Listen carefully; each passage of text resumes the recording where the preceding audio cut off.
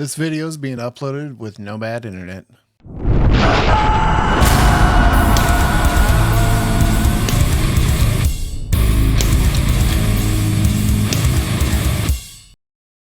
Welcome back to Thunder Rooster. My name is Ron, and today we are wrapping up a 3-video Gear Masters set with the girls from The Warning. The Warning. Words. All right, so we're doing Paulina. And, you know, I've been playing the drums the longest out of all the instruments I've done, so I feel like I've got a soft spot in my heart for it. So I'm very interested to see what her gear is, as well as maybe find out why she chose what she did for her setup. So, without further ado, let's get into it. Make sure you hit that like and subscribe button. Get us back in that algorithm. We would appreciate it.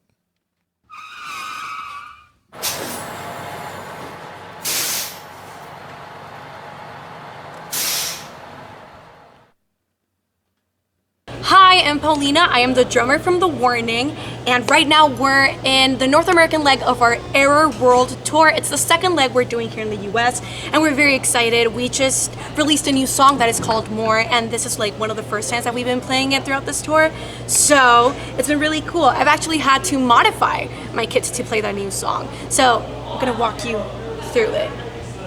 This is a DW performance series, and she's called Bonbon, which is marshmallow in Spanish. I got it during the pandemic, and I was gonna like use it for the first time, and then the pandemic happened. So it still feels very new to me. This is a 10-inch tom. This is a 12, and then usually I go for a 14 here, but right now for live, I'm using a 16, and this is an 18. So I just can get like that deep sound. I use the toms a lot, like for main like rhythm parts. So I really wanted to get like that depth in there. It's pretty interesting because I didn't expect it was going to be an 18-inch floor tom on her kit. I have a white kit as well. I'll flash a picture or something up on it here, and I've got all the drums. It's kind of ridiculous, but I always wanted a kit like that, so I got that, and all I got to do is buy another snare, and I can have 2 separate kits, which is going to come in handy because my son has taken a very big interest in the drums, so we're definitely going to have to split that up soon. My bass drum actually is a little bit shorter in depth. This is 2214 bass drum. My 14? snare is a hand hammered. That is crazy to me that her depth of the bass drum is only 14 inches. Wow. See, to me, like, I got to have a depth on my bass drum of 18 inches. It just sounds the best to me. And the crazy thing of it is as I was coming up, learning the drums and stuff and figuring out everything, the 22 by 16 inch bass drums were only offered on the cheaper end stuff. And now you see like a bunch of artists, over the past few years, that's what they want, or so they say, for the 16 inch depth, which to me, I feel like they're just trying to save some money, but to each their own. People could like that sound. So obviously the 14 one still throws me for a loop, but whatever gets the job done. It doesn't seem to sound bad when I hear their music. So there's that. Black Beauty. As you can see, she's a beauty. I really like the snare. I've been using it for kind of a short time. It was actually a gift, so I'm very happy with it. It has a very deep sound. It sounds gritty. It depends on obviously how you tune it, but my drum tech Carlos always gets just such a beautiful hard-hitting sound out of it. I use clear pinstripe Remo heads, again 10, 12, 16, 18 on the snare. I use the controlled sound coated one from Remo. So the tuning, especially in the toms, usually varies.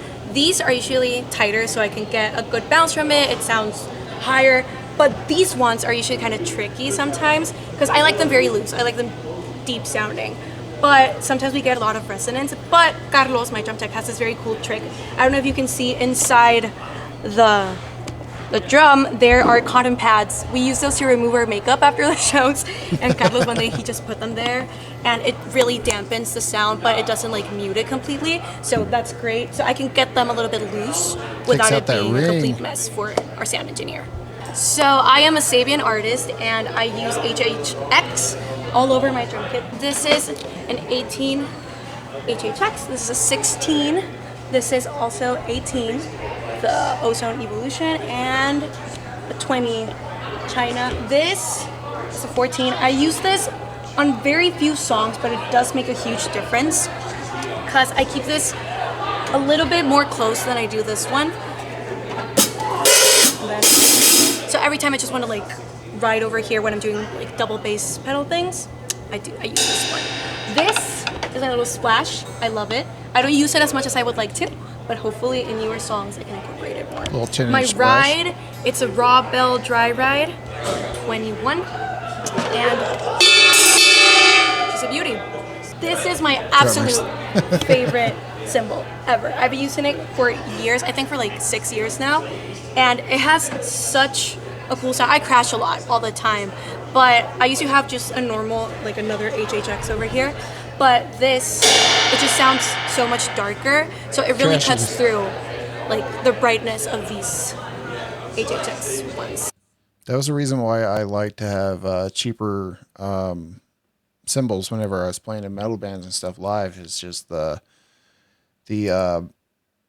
kind of I think it's like a B20 mixture of the copper brass that they use in the cymbals and stuff. It just has that kind of a higher register. It just cuts through everything a lot more. And still to this day, I love it. Even with my more top shelf stuff that I have on my Zildjian cymbals, they don't always cut through the way I want them to. But, you know, I can change that eventually, but not for a while. I just incorporated this cowbell, this LP cowbell, to my drum kit because our new single More has a part with cowbell. And it's really fun using it. I haven't used a cowbell in like years, and it has like its little tricks because sometimes it just like really falls, but it sounds so cool, and it's just really fun to just like. It's interesting in the comments of we did the reactions to their More on the VMAs, and we had some people in the comments saying that it was actually a wood block, which might have been the case in the studio. I haven't heard the studio version yet, but yeah, you can't mistake the sound of the metal cowbell on that one. Drive in that. I love it. I am a big Firth artist. I use 5B barrel tip. I just changed drumsticks actually. I used to use 5A, but I'm a very hard hitter, and I wanted to stop. Like, it just felt really light in my hands, so I got this heavier set, and I've been using it this whole year, and it has made such a good difference. I don't have to use as like much strength to get like a very hard, deep sound out of them. This DW rack that I have, it's actually been like very modified by my dad. My dad like loves hardware, and it used to be like a little bit too large for me, so he like grabbed like a saw and just started cutting everything to my size, and nice. Everything is just like so meticulously measured and marked, so like every time that we're touring, like my drum tech and everyone in production can just set everything up really quickly, so it's very efficient. Every time we open for a band or something, we can get everything done in a very short amount of time, so we're not bothering anybody, and it's great. And it's also very comforting to arrive to each show knowing that the measurement of everything is going to be exactly the same each show. I was actually going to say, I mean, that's the reason why you would do that, is because of, you know, you got to set up quick, tear down quick, and you know, I wouldn't be surprised if she has a drum rug that has all the stands that they touch the ground and stuff marked off and taped, so they go the exact same place every single time. It's kind of I'm not going to say lazy. It's definitely a professional thing. I wanted to say lazy, but I shouldn't have. It's definitely, especially if somebody else is setting up your kit, you definitely need that for sure. I don't know why I said lazy. Shit. So you don't get like wonky drum sets sometimes. It's all measured precisely. The pedal that I'm using is a Machine DW pedal. I used to use a direct drive from DW, but after they released the chain one, I prefer this one so much more. And it takes a while getting used to it, but once you get the hang of it, it's so easy to control. And again, I'm a very hard hitter, so it just comes back to me in such a easy way for me to like not hurt myself while I'm playing. And I don't mean to cut her off here, but you know, she keeps going over that she's a hard hitter. And that's something I wanted to point out. It's like watching her play the drums. I've watched a lot of females out there play the drums, and you know, the term hit like a girl came up a lot because they don't look like they're playing with all their might on it and stuff. But, you know, she definitely hits the drum like it needs to be hit. You know, beating that snare drum like a redheaded stepchild. I just really love it. I've been using it for a while. In my hi-hat, I'm using 9000 DW. I'm a DW girl. And for my MIDI pedals, I'm using some Roland MIDI pedals. They're very heavy, which is great. So basically, I launch all of our like stems and click through Ableton. And I used to have to do it with like manually, but it kind of looked really like clunky. Like after every single song, I would have to go and like enter. So with these MIDI pedals, I can launch the whole show without anybody noticing. And I used to have like, I've been through so many MIDI pedals and MIDI pads, but these are so great because they're really heavy. So like, they're not gonna be set off by like the slightest movement. They're like, it takes a good hit for it to change the scene. So they're fantastic. Nice. I have a start pedal and a stop pedal just in case something goes wrong. We're all humans, so sometimes we need to stop the click track. It's just so efficient for everybody to have these systems. I never thought about that. The drum throne that I use is the DW Airlift 9000. It's great. I use it in the lowest setting because I'm really short. So, but it's really comfortable. I love it. I heard she was for like in-ears, 4'11". I use in-ears audio. They are fantastic. Usually we grow them out really quickly, but these have just like really lasted.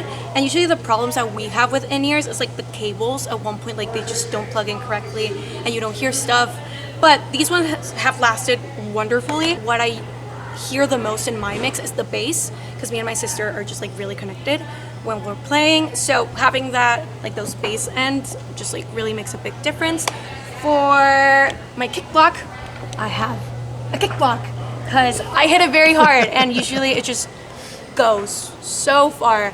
Sometimes like when we didn't have a kick block, sometimes Carlos, my drum tech, would just have to be like there in front of the drum just like for it to not move. So that is a lifesaver and I love it. So that was my gear run through. Once again, we are The Warning. Our webpage is called thewarningband.com. We are The Warning Band on all social media, so go check us out. Thank you for watching. That was great. So also part of the whole saving the drums for last is I knew that the drums were going to be the most detailed run through of the gear. It's just, I just knew it was going to be that way. I feel like most of all bands, the drummer's usually like a driving force between details on that stuff. But yeah, so it was really cool seeing that they use start and stop pedals for their live show to start off their MIDI. That was really cool. I liked the fact that, you know, all the drums were kind of normal size. The 18x16 threw me off there. And of course the 14-inch depth of the bass drum, that threw me off. But the thing that got me the most on this, and it's not like a surprise or anything, but it's just like a flash memory, but that kick stop, man, I wish I had one of those back in the day when I first started out. I had this really cheap drum set that had like little spike legs that came out the side. It was so cheap. But I remember practicing with my very first band at my bass player's house, and it just tearing up the hardwood floor in the kitchen. Yeah, we didn't get to practice there anymore. But yeah, I really love these girls' personalities. I can definitely see why there's such a big fan base for them. And I can't wait to hear more of their stuff. More. But, you know, I'm just here for it. Hopefully, we'll start reacting to more of their stuff. This week was just a crash course on that because I was like, well, my wife can't do this with me today. I'm just going to, you know, get these out of the way because I'm telling you right now, if my wife was here, everything would have went over her head. She's just not into that stuff yet, or I don't know if she ever will be, but the stuff she knows is just from me. And most of the time, fellas, you probably know the look when you're talking to your significant other about your gear. They just kind of stare off into nowhere after so long. But all right, make sure you like and subscribe this video and definitely come back for more. We are going to be doing more warning very shortly. This is a band that I'm very excited about exploring, and we're going to be doing that for a while. So come back, check out some more. All right, we'll see you next time.